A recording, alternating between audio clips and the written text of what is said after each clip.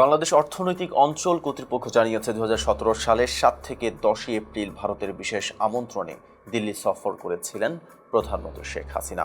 ওই সফরে দুই দেশের শীর্ষ পর্যায়ের বৈঠকে চট্টগ্রামের মিরসরাইয়ে ভারতের আদানি গ্রুপকে ১,০৫৫ একর জমি দেওয়ার বিষয়ে আলোচনা হয়। পরে বাংলাদেশ ১৫৫ একর কমিয়ে ৯০০ একর জমি দিতে সম্মতি জানায়। বৈঠকে ভারতের প্রধানমন্ত্রী নরেন্দ্র মোদী বিশেষ অর্থনৈতিক অঞ্চলের দ্রুত কার্যক্রম শুরুর উপর গুরুত্ব দেন।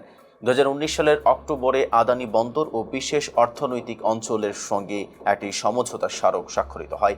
এরপর ২০২২ সালে আরও একটি চুক্তি হয়, যেখানে জয়েন্ট ভেঞ্চার গঠনের পাশাপাশি ভারতীয় এলওসির আওতায় ৬৫% যন্ত্রাংশ ভারত থেকে ক্রয়ের শর্ত অন্তর্ভুক্ত করা হয়।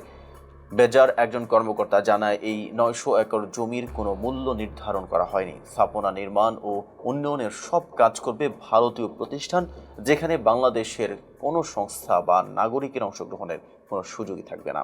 পুরো প্রকল্পের নিয়ন্ত্রণ করবে ভারত, আর বাংলাদেশ থাকবে কেবল পর্যবেক্ষণের ভূমিকায়।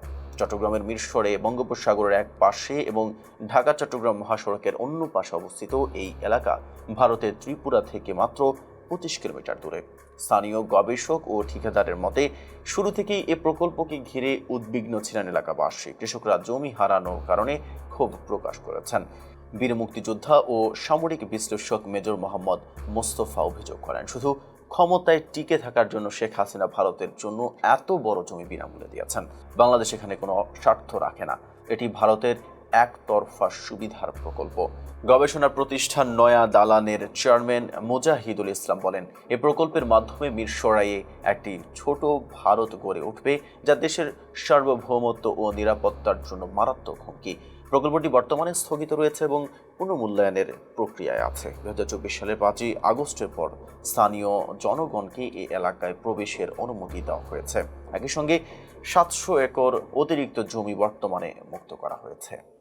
এতক্ষণ সাথে ছিলাম মেহেদী হাসান। ফেজ দ্য পিপলের সাথে থাকার জন্য ধন্যবাদ।